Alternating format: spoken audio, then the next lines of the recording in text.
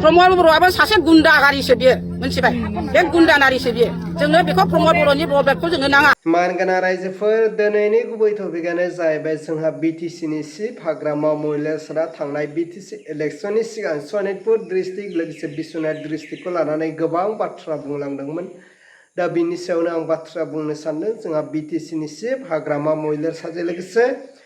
बिपिएफनि गासै दैदेनगिरि मेलेमजिबि लोगोसे इएम एमएलए गासै बिबानाव थानाय साफ्रोम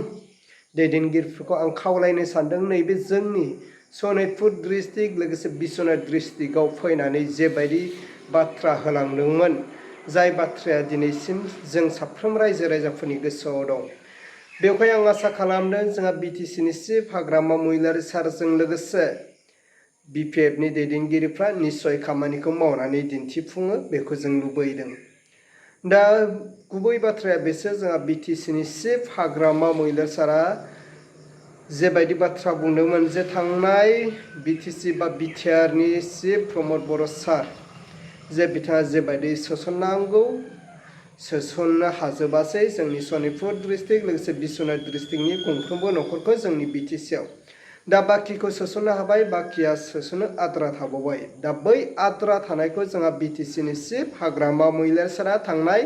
बिटिसि इलेक्सननि सिगां जे फैनानै बाथ्रा बुंफैदों जायफोर न'खरफ्रा दासिमहालागै जोंनि बे बिटिसिआव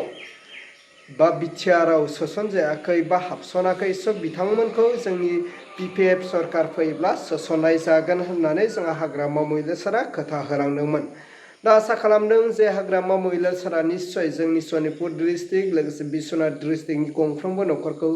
बिटिसि बा बिटिआरआव सोसनो लोगोसे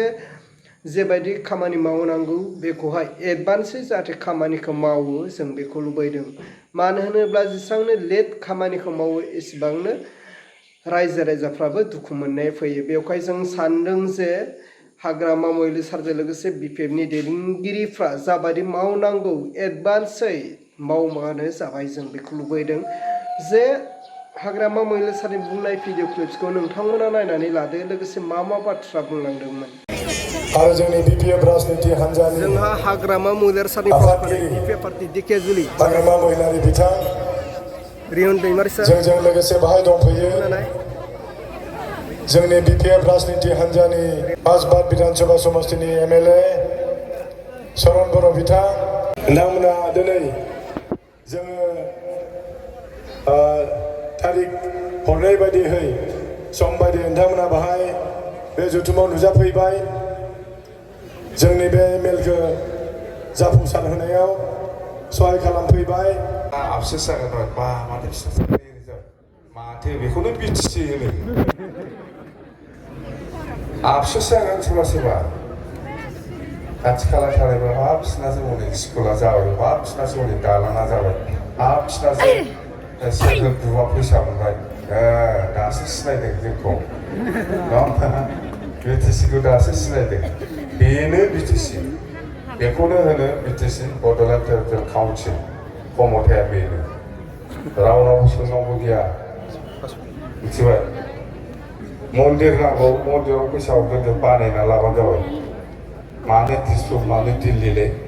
जोंनो खमथा ओंखारबाय जों बानायना लागोन ना बानायनाङा मन्दिर दं बाथौ दं ब्रह्म दं मेरला मन्दिर दं बर'फ्राबो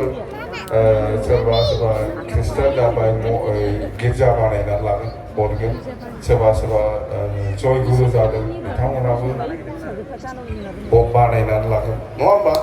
प्रमद बर'आबो सासे गुन्दा गारिसो बियो मोनथिबाय बे गुन्दा नारिसो बियो जोङो बेखौ प्रमद बर'नि ब्लगखौ जोंनो नाङा गावनि न'आव बानायनानै लायोथो जोंनो नाङा बेखौ जोंनि जायगायाव जों सोआ जोंनो नांगौ हा जोंनो हा नांगौ गाव लाबोदों गावनि न'आव सोनानै लायोथो बे खामानिखौहाय जोंनो नाङा दिनै देवानिफ्रा जोंनाव फाननानै हाखौ जानो नागिरदों जोङो बेखौ जोङो दालालिखौबो जोङो सोआ जोंनो नाङा आदा कम्पानिबो जोंनो नाङा Go back! You people should go back! Adani Kumbani, go back!